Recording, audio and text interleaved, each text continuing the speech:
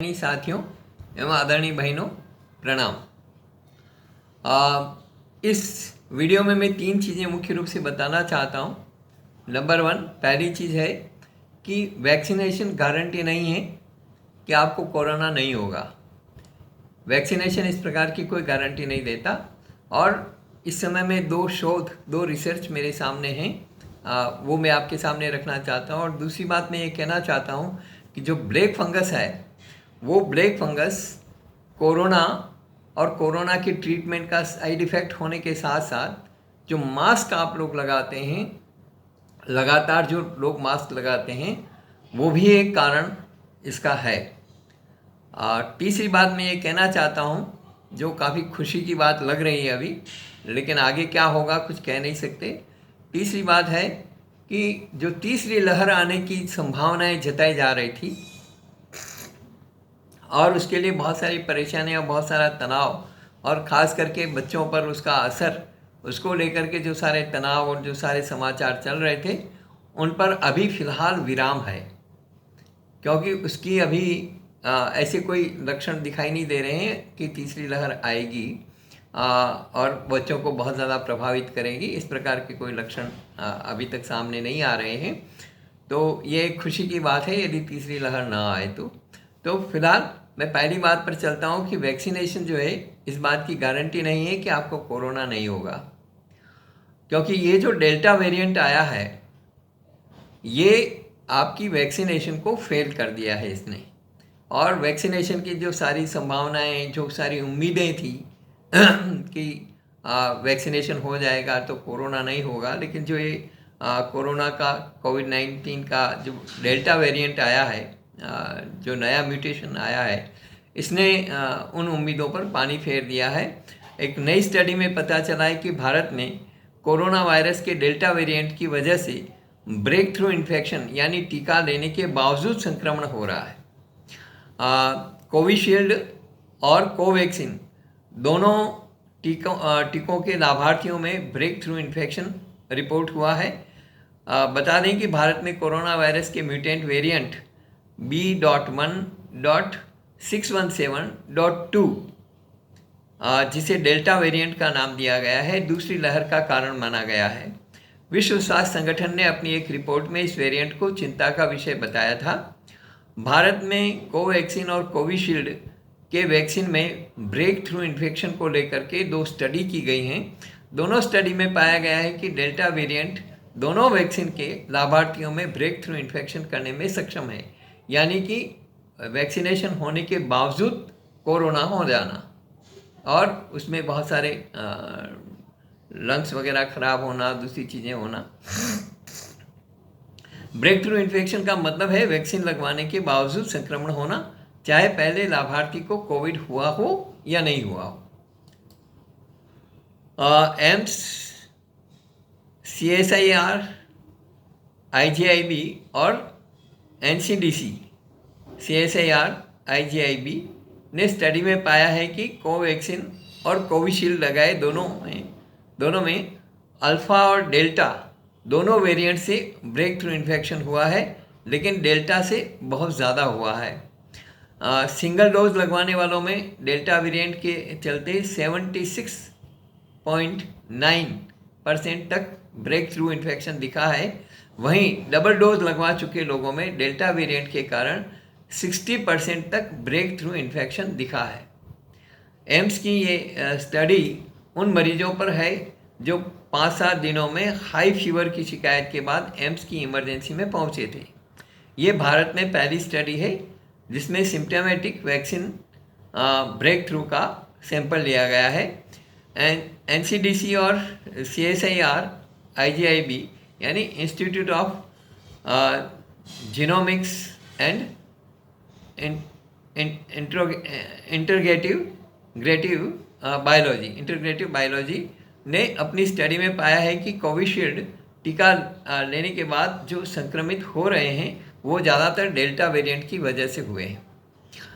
इधर the Lancet, ये जो जर्नल है विज्ञान का, उसमें एक नए अध्ययन में कहा गया है कि फाइज़र कंपनी की वैक्सीन कोरोना वायरस के डेल्टा वेरिएंट के खिलाफ बहुत कम प्रभावी है। यानी ये 3 वैक्सीन हो गई जो डेल्टा वेरिएंट के खिलाफ काम नहीं कर रही है। कोरोना वायरस के मूल रूप की तुलना में यह वेरिएंट ज़्यादा खतरनाक है। इसलिए अभी भी आप जब ये समझ रहे हैं कि दूसरी लहर ख़त्म हो गई है, कम हो गया है उसका असर, लेकिन फिर भी सावधानियां बहुत ज़रूरी है। और हमने जो सूप वगैरह की रेसिपी आपको दे रखी है, सूप वगैरह नियमित रूप से लीजिए, लेमन टी लीजिए, सूप लीजिए, और जो ड्राई फ्रूट्स वगैरह हमने बता रखे हैं वही ड्राई फ्रूट्स नियमित रूप से लीजिए। जो अगली बात मैं कहना चाहता हूँ ब्लैक फंगस के बारे में, वो ब्लैक फंगस का कारण भी कोरोना और कोरोना का ट्रीटमेंट मुख्य है, लेकिन इसके लिए कोई जवाबदारी लेने के लिए तैयार नहीं है। इसके लिए मास्क भी कम जिम्मेदार नहीं है।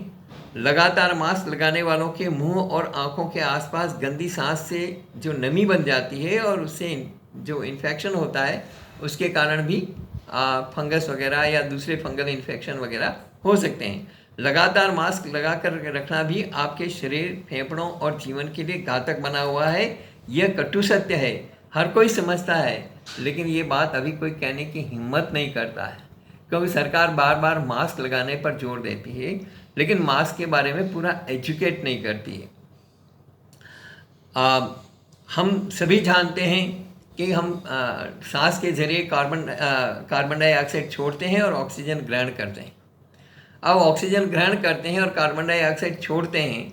अब वो जो छोड़ी हुई सांस है, गंदी सांस, ठीक है, वो मास्क के ज़रिए अंदर ही अंदर रहती है और फिर से दोबारा सांस में जाती है। तो वो घातक होगी या नहीं होगी, आप खुद ही फैसला कर लो, एक कॉमन सेंस की बात है। लेकिन ये बड़े स्तर पर इस बात को कहा जाना चाहिए जो नहीं कहा जा रहा है, और कोई डॉक्टर्स भी इस बात की हिम्मत नहीं कर रहा है, जबकि ये प्राइमरी और मिडिल स्कूल में पढ़ाया जाता है कि हम ऑक्सीजन लेते हैं और कार्बन डाइऑक्साइड छोड़ते हैं। अब वो छोड़ी हुई सांस ही अंदर अंदर जाएगी तो ऑक्सीजन कहाँ जाएगी, तो निश्चित रूप से वो अंदर इन्फेक्शन करेगी, और इसे सभी जानते हैं। तो इसलिए मास्क लगातार काफ़ी देर लगा करके रखने से आपको प्रॉब्लम हो सकती है, और लेकिन कोई डॉक्टर सामने नहीं आ रहे। केवल एक पीजीआई चंडीगढ़ के पल्मोनरी मेडिसिन विभाग के सीनियर प्रोफेसर और पद्मश्री डॉक्टर दिगंबर बेरा बार बार उन्होंने कहा है, इस बात पर जोर दिया है कि ज़्यादा देर तक मुंह पर मास्क लगाए रखना गलत है। कोरोना की इस महामारी को देखते हुए मुंह पर मास्क पहनना अनिवार्य किया गया है, लेकिन लोगों को यह भी ध्यान रखना चाहिए कि जब वह घर के अंदर हैं तो अपने मुंह पर मास्क न लगाएं।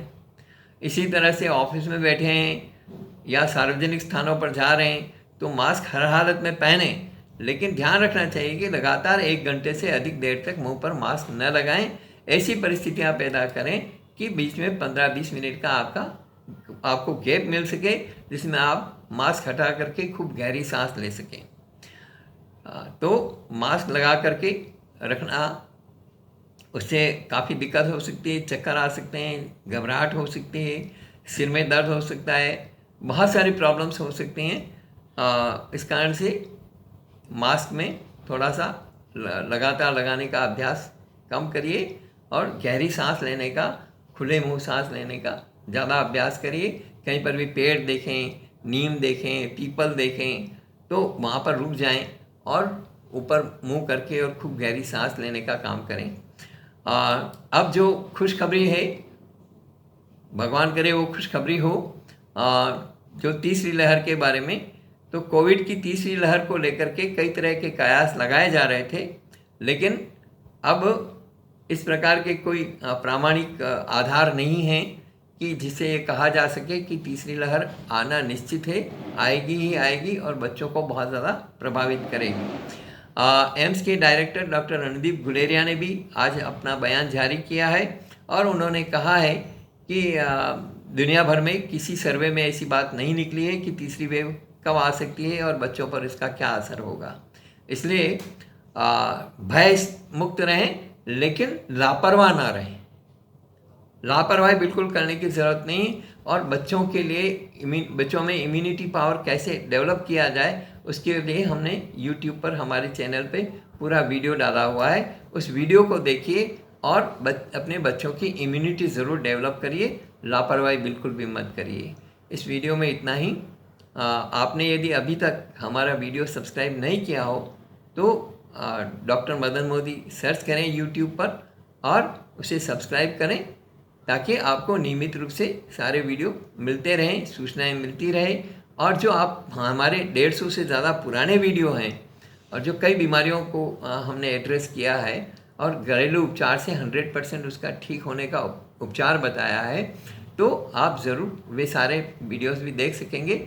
आप सब्सक्राइब करें, लाइक करें और ज़्यादा से ज़्यादा लोगों को शेयर करें। इस वीडियो में इतना ही। धन्यवाद।